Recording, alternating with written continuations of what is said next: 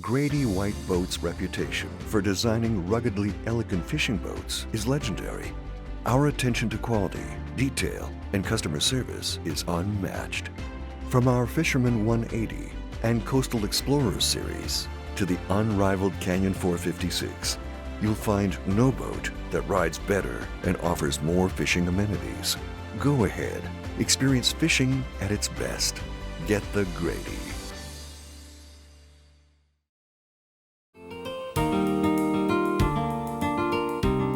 Hello and welcome to the Carolina Outdoor Journal. Today we've got an adventure for you. We're off to Hatteras to go out for some bluefin tuna, and this is a fish that we just don't know a whole lot about. You're right. It's a fishery that's just developed off our coast here in the last 3 years. A couple of captains stumbled on them 3 years ago, and gradually it's gained in popularity. More boats are finding out about it. We're even attracting boats from around the world.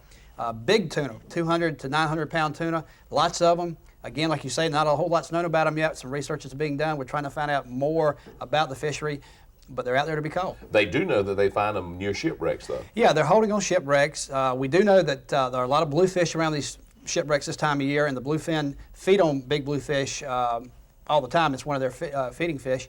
So that might be one reason they're out there, but they're doing research. If you followed the Carolina Outdoor Journal for any length of time, you know that Joe is kind of partial to light tackle. This is not a day for light tackle. We are talking heavy tackle if you're going after bluefin tuna. You're exactly right. It's just like the billfish. You know, you need heavy tackle that will take care of these big fish. And today in Gear Time, we're going to talk about the heavy tackle and what you need to battle these bruisers. And Kelly Davis will be along to take an in-depth look at the bluefin tuna along the Atlantic coast because, Joe, like we said, it's a fish we just don't know a lot about. Yeah, when you think about bluefin tuna fishing, you think about New England, you think about Nova Scotia where they typically catch them. Here off our coast, it's a brand new fishery and we just still have a lot to learn about it. All right, nature break, gear time, and some serious fishing for bluefin tuna. All that and more here on the Carolina Outdoor Journal.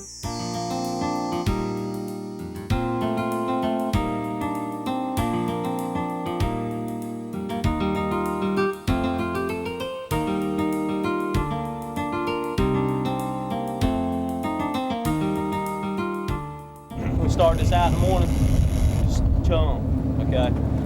And we'll throw a bait out in the middle of the chum, and this fish is gonna come in there and take the bait. What's gonna happen? So the only thing you need to do is you got to hold on real tight. When this fish gets on there and we put the drag on there, when you fight this fish, you're gonna keep your legs straight. When this fish pulls you up, you're gonna crank. And you let your weight pull yourself back down in the chair, okay?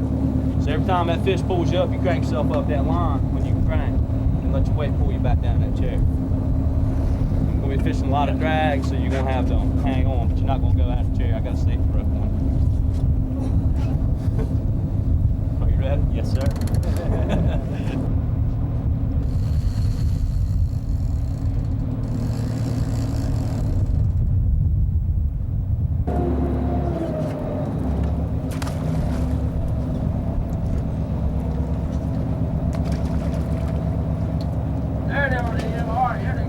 Keep watching back here.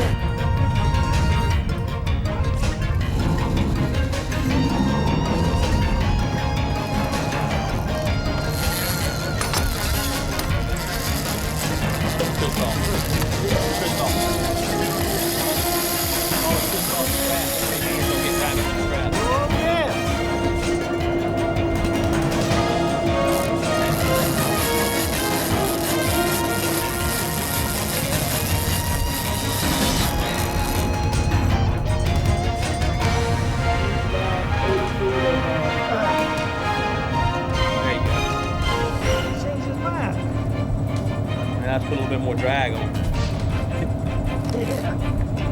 That was all.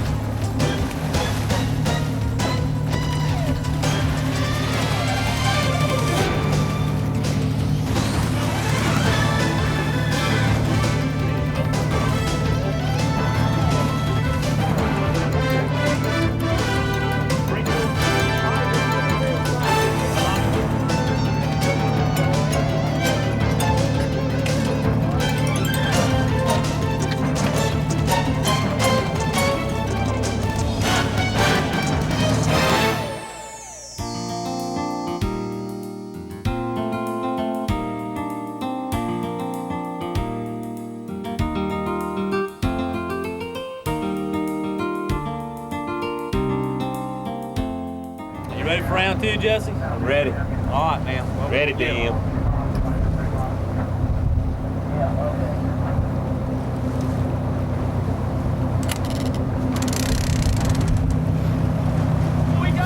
Very good. Got one on.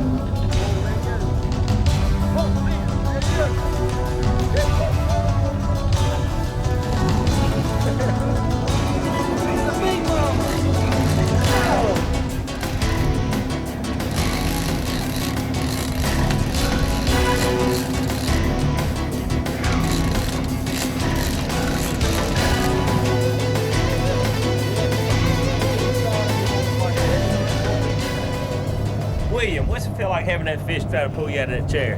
Man, it's just unbelievable.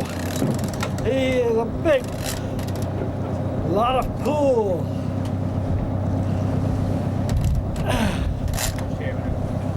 Tell you what, it'll make you want to give up Pamlico sound fishing.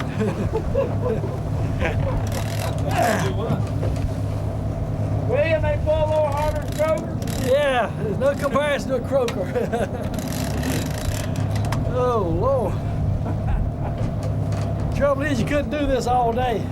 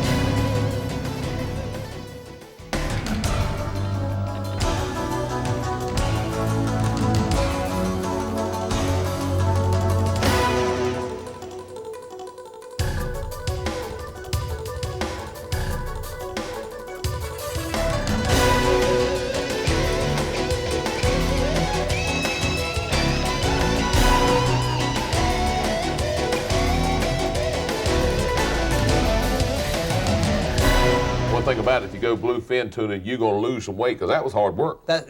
You're battling some big fish. And Good exercise. You're right, and you better have the tackle, and it certainly doesn't hurt to have a crew like Rom and DM to help you battle those fish and know how to handle the boat, know how to handle the gear, and the fish once you get him up to the leader. So it's some great offshore fishing. No doubt about it. We're going to take a look at the special tackle that you need on Gear Time. We'll do that in just a moment.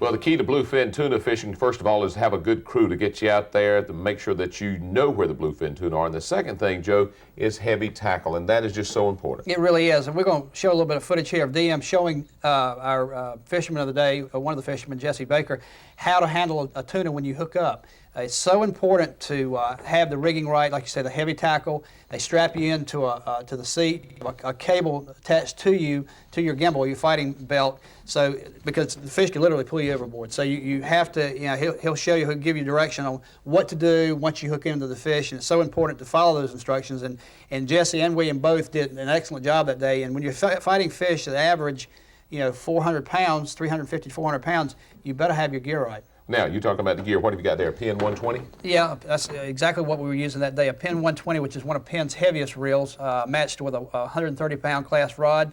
It's a 2-speed reel, so they can gear it down depending on the fish. It's a combination of the reel, the rod, the angler, the boat captain, working the boat. What you want to do is get these fish in quick. A tuna are notorious, if you fight them for a long period of time, they'll die. So the key to this, because you are tagging and releasing most of these fish, is to get them up to the boat quickly, tag them and release them and go to another fish. They typically go with 200-pound Dacron. The leader material could be up to 400 pounds. It depends on the fish that day. If the fish are real spooky, they might even go with a 200-pound leader. It really depends on the day and the fish themselves, but up to 400-pound leader material, big 14-aught circle hooks. And that day we were using menhaden. there was a readily available bait, just big chunks of menhaden and throwing them out. Couldn't you use a ballyhoo also? Well, we tried that some. You can troll for these fish, and a number of fish are caught that way.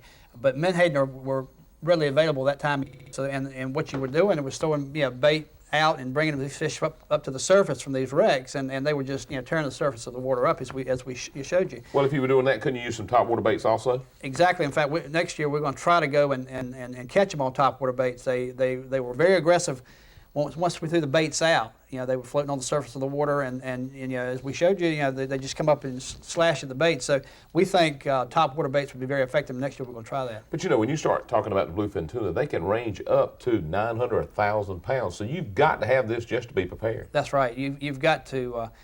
Again, the tackle, you can't overemphasize it. And if you go on a charter boat, they're going to be rigged for it. If you're going to go, on your personal boat, you might want to do a little research and be sure that what you're taking out there will handle the fish. A lot more people are getting involved with this fishery, and the key to this whole thing and to make it work is to be easy on the fish. Get him up to the boat quick, release him, be real, take the hook out. If you can't get it out, go ahead and cut him loose. It'll dissolve eventually, but be careful with these fish and they'll survive. Joe, what about somebody going for bluefin tuna for the first time, getting in the seat and getting the rhythm of up and down, the backward and forward motion? It takes some practice, but again, Jesse picked up on it. Both him and William picked up on it real quickly, and if you pay attention to what the mate tells you, you can pick up pretty quick. There's one thing about it, though. You've got to pick up on it quick, but you're going to be tired after that first one. If That's you catch right. 3 or 4 in a day, you are a tired That's somebody. exactly right. But as we've talked about many times, the right equipment with the right captain, you can have a great day out there, and bluefin tuna is probably, a way to go, because a fish that the possibility of getting up to 1,000 pounds just make for more excitement. It's a great adventure. No doubt about that. Kelly Davis is going to talk more about the bluefin tuna here in just a moment on the Carolina Outdoor Journal.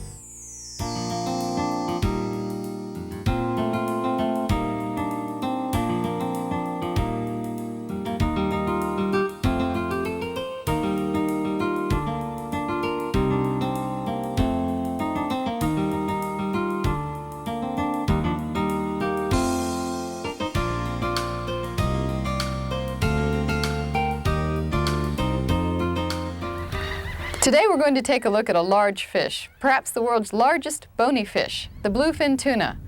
The bluefin shares the open ocean waters with its close relatives, the yellowfin tuna, the blackfin tuna, the big-eyed tuna, and the albacore. The bluefin is most abundant in the warm tropical waters, but it regularly migrates to the cooler temperate waters. During the spring and summer, bluefins spawn in the western Atlantic Ocean. They can be regularly found along the Gulf Stream off the mid-Atlantic states and in the Caribbean Sea and the Gulf of Mexico. During the fall and winter, they migrate south to the Gulf of Mexico, the Caribbean Sea, and to the waters off the coast of South America. The bluefin is prized as a game fish by many sports fishermen because it puts up a good fight, it tastes good, and it gets big, really big. A bluefin can reach 11 feet in length and weigh nearly a ton. With all that going for it, it's little wonder that it's also a target of commercial fishermen. Unfortunately, bluefin stocks are showing the signs of overharvest by foreign fishing fleets. In places like the North Sea, large bluefins were once abundant, but now the catch is mostly smaller fish. The bluefin has a torpedo-shaped body that's nearly circular in cross-section, and as with other tunas and bonitas, it has a deeply forked caudal fin or tail. The shape of its body and its tail reduce drag, so the fish can pass through the water smoothly and rapidly. Now, some large bluefins have a body temperature that's 10 degrees above the water temperature around them. This, coupled with an enormous amount of blood vessels, probably increases muscle efficiency and helps the fish to swim fast. As with all other fish, a bluefin never quits growing from the moment it's born to the moment it dies, and a bluefin makes the most of time. A 1-year-old is about 1.5 feet long, a 5-year-old can be about 4.5 feet long, and a 10-year-old about 7 feet long. And compared with other ocean-dwelling fish, the bluefin lives a long time, up to 20 years or longer. The tunas of the Atlantic can be hard to tell apart. There are a few things you can look for to distinguish the bluefins from the others. First of all, look for the dark blue-black back on the bluefin and the white on the lower sides and belly. On a live fish, you can see spots and lines on the fish's side. Then take a good look at the pectoral fin, the fin on the fish's side. On a bluefin, it's very short. Maybe the best field mark is the second dorsal fin. That's the second fin on the fish's back behind its head. In a bluefin, it's reddish-orange. With its speed and size and shape and spirit, the bluefin is a good example of a fish well adapted to the big water, and it's one that certainly grabs the attention of many offshore anglers. This is Kelly Davis with Nature Break. See you next week. Thank you very much. Kelly Davis with Nature Break. Joe, you know the bluefin tuna, they start in the winter, they go through the spring, and an outing for bluefin tuna is close enough you can go down for a day and have a great adventure. It really is. Typically this time of year it can be stormy. You have to pick your days, but it's a great fishery developing out there. A lot of the captains are already talking about fishing right through the whole year with it. I know Captain Whitaker is thinking about it, and so it's a great opportunity, but I think we've stressed it all along during the show, but we need to be careful with these fish until we know more about them. So if you get out there, hook into them, get them up to the boat as quick as you can, release them and go to another fish. We don't need to be fighting these fish for an hour and a half. We know they won't survive that kind of battle. Next week, we're going to take you to a game preserve for some wing shooting. That should be fun. Yeah, that's going to be a look at some really great wing shooting on Shooting Preserve, one of the finer ones here in North Carolina.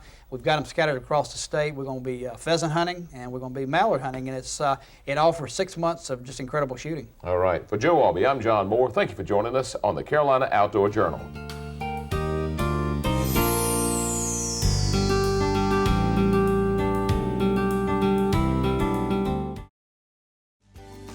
Make sure to visit our website for more information.